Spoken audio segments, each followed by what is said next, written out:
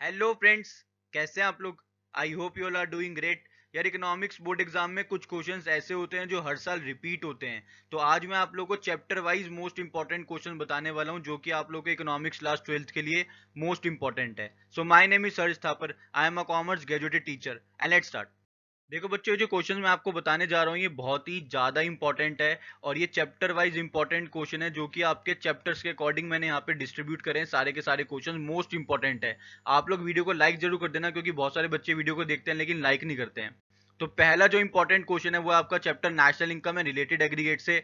वो है what is macro economics. आप जो सी बुक फॉलो कर रहे हो वहां से डेफिनेशन याद कर सकते हो। मोस्ट इंपॉर्टेंट है ये क्वेश्चन, लगता छोटा है लेकिन बहुत बार एग्जाम में रिपीट होता है। सेकंड इंपॉर्टेंट क्वेश्चन है differentiate between final goods and intermediate goods. Final goods और इंटरमीडिएट गुड्स का जो क्वेश्चन होता है ये डायरेक्ट फॉर्म में भी आता है या फिर केस स्टडी या स्टेटमेंट बेस्ड फॉर्म में क्वेश्चन आता है। आपको स्टेटमेंट दे दी जाती है और पूछता है कि बताओ यहाँ पे फाइनल गुड्स की बात हो रही है या फिर इंटरमीडिएट गुड्स की बात हो रही है। मोस्ट इंपॉर्टेंट है ये क्वेश्चन।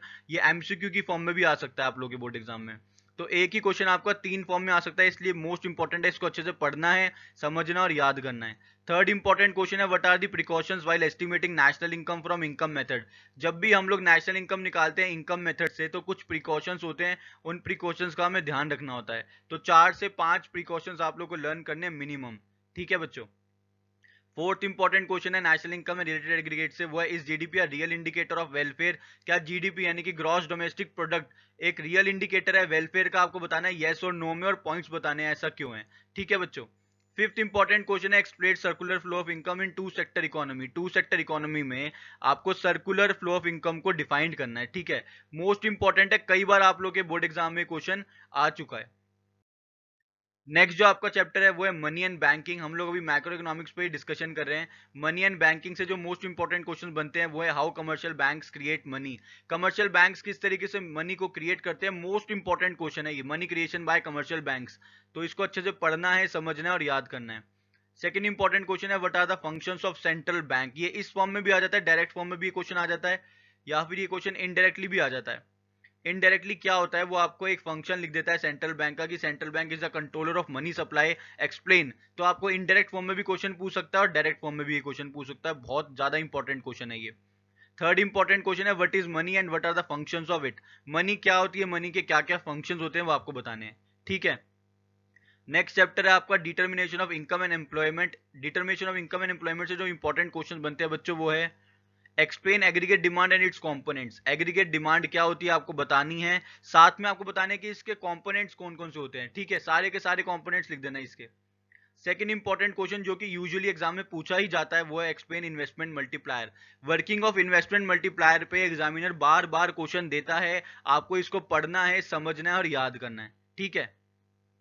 नेक्स्ट इंपॉर्टेंट क्वेश्चन है what are the problems of excess demand and how it can be control. Excess demand क्या होती है, क्या प्रॉब्लम्स होती है एक्सेस डिमांड से और इसको कैसे कंट्रोल कर सकते हैं ये आपको बताना है। ठीक है।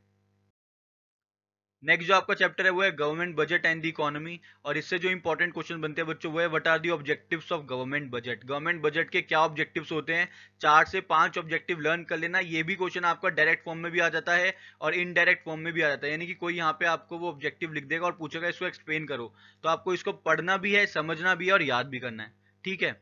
सेकेंड इंपॉर्टेंट क्वेश्चन है difference between revenue receipts and capital receipts. Revenue receipts और कैपिटल रिसीट्स में क्या डिफरेंस होता है, साथ में इसका जो जुड़वा क्वेश्चन है वो है difference between revenue expenditure and capital expenditure. Revenue receipts and capital receipts, revenue expenditure and capital expenditure, दोनों के बीच का डिफरेंस आपको पता होना चाहिए। नेक्स्ट जो आपका चैप्टर है बैलेंस ऑफ पेमेंट और जो इससे इंपॉर्टेंट क्वेश्चन बनते हैं वो है what is balance of payment and what are the components of it. इसके कौन कौन से कंपोनेंट्स होते हैं और बैलेंस ऑफ पेमेंट क्या होती है आपको बताना है यहाँ पे। साथ में आपसे पूछा है explain dirty floating. Dirty floating क्या होती है वो आपको बतानी, मैनेज फ्लोटिंग भी बोलते हैं इसको।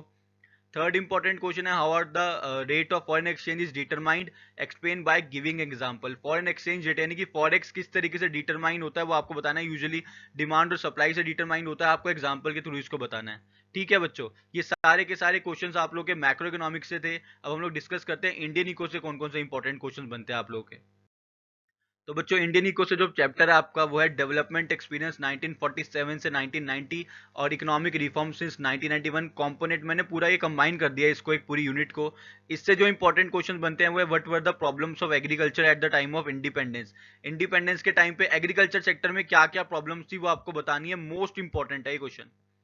मोस्ट इंपॉर्टेंट क्वेश्चन है, फ्रीक्वेंटली पूछा ही जाता है आप लोगों के बोर्ड एग्जाम में ये। ठीक है, तो इसको अच्छे से पढ़ना है, समझना और याद करना है। सेकंड इंपॉर्टेंट क्वेश्चन है, how was the condition of foreign exchange at the time of independence. Independence के टाइम पे फॉरेन एक्सचेंज कैसा था इंडिया का, वो आपको बताना है। नेक्स्ट जो चैप्टर है इकोनॉमिक रिफॉर्म सिंस 1991, इससे दो मोस्ट इंपॉर्टेंट क्वेश्चन निकल के आते हैं जिनको आप बिल्कुल भी किसी भी हालत में नहीं छोड़ोगे। वो है एक्सप्लेन एलपीजी पॉलिसी और एक्सप्लेन डीमोनिटाइजेशन। दोनों के दोनों क्वेश्चन मोस्ट इंपॉर्टेंट है ये। ठीक है, नेक्स्ट जो आपका चैप्टर आता है ह्यूमन कैपिटल फॉर्मेशन, इससे जो इंपॉर्टेंट क्वेश्चन है बच्चों वो है, what is the role of human capital formation in the development of the economy. Economy के डेवलपमेंट में ह्यूमन कैपिटल फॉर्मेशन का क्या रोल है वो आपको बताना है। और जो सेकंड इंपॉर्टेंट क्वेश्चन है वो है, explain the growth of education sector. Education sector में कितना ग्रोथ हुआ है, कैसे हुआ है, क्या क्या प्रॉब्लम्स आई थी ग्रो करने में, वो सब आपको बताना है। ठीक है, रूरल डेवलपमेंट से जो इंपॉर्टेंट क्वेश्चन बनते हैं बच्चों वो है, व्हाट इज रूरल डेवलपमेंट, पहला ही क्वेश्चन जो कि मोस्ट इंपॉर्टेंट है। और ऑर्गेनिक फार्मिंग क्या होती है आपको बतानी है। ऑर्गेनिक फार्मिंग क्या होती है, इसके बेनिफिट्स भी साथ साथ आप लोगों को याद करने हैं। ठीक है बच्चों, नेक्स्ट जो इंपॉर्टेंट क्वेश्चन है रूरल डेवलपमेंट से वो है, what are the issues in marketing in rural areas. Rural areas के अंदर जो फार्मर्स होते हैं उनको मार्केटिंग करने में कुछ इश्यूज आते हैं, वो आपको बताने हैं, एक्सप्लेन करने हैं उन सारे इश्यूज को।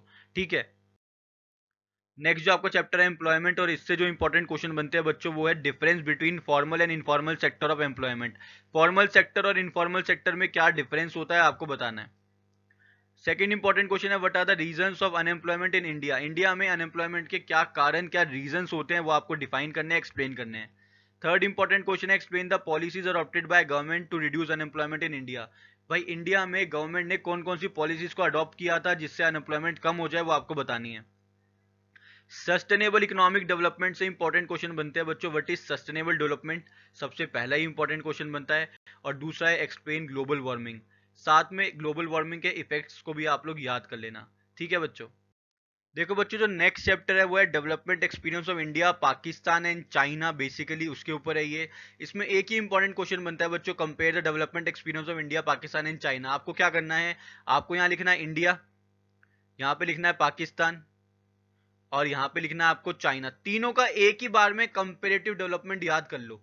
कैसे डेवलपमेंट याद करोगे भाई, जीडीपी कैसी है इन लोगों की, जीडीपी के बेसिस पे करो इनको डेवलपमेंट, पॉपुलेशन के बेसिस पे करो, और कौन कौन से रिफॉर्म्स इन लोगों ने एक्सेप्ट करे थे 1991 में, या किस ईयर में करे थे इन लोगों ने, उस बेसिस पे करो।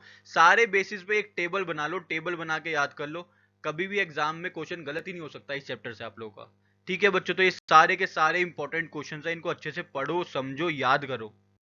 अगर आप लोगों को फिर भी कोई दिक्कत लगती है तो आप लोग कमेंट करके मेरे से पूछो, ताकि मैं आप लोग की हेल्प कर सकूं। तब तक के लिए all the very very best.